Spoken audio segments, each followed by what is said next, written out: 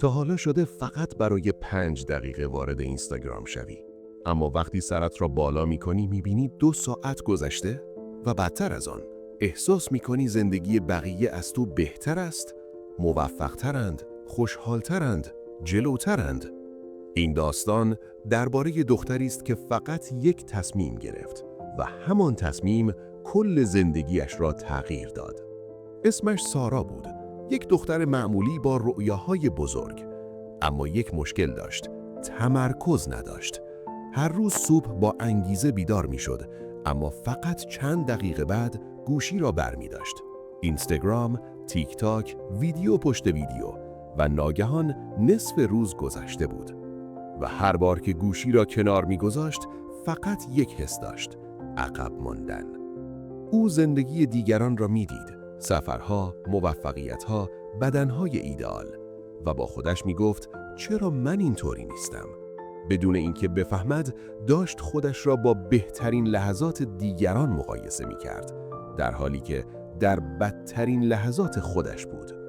یک شب بعد از 3 ساعت اسکرول بیوقفه به صفحه تاریک گوشی خیره شد و یک سوال از خودش پرسید: من دقیقاً دارم با زندگیم چیکار میکنم؟ و همان لحظه یک تصمیم گرفت: 30 روز بدون شبکه‌های اجتماعی. روز اول خیلی سخت بود. دستش ناخودآگاه به سمت گوشی میرفت، انگار چیزی را گم کرده بود. روز سوم حوصله‌اش سر میرفت.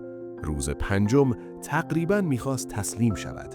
اما بعد یک چیز عجیب اتفاق افتاد. برای اولین بار سکوت را حس کرد.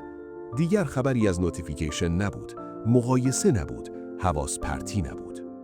شروع کرد کتاب خواندن، شروع کرد نوشتن، شروع کرد روی هدفهایش کار کردن و مهمتر از همه شروع کرد فکر کردن.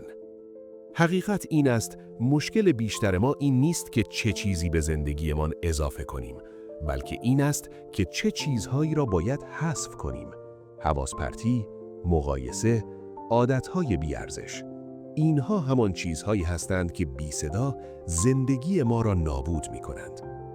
اگر واقعاً می خواهی پیشرفت کنی، از خودت این سوال را بپرس: چه چیزی را باید از زندگیم حذف کنم؟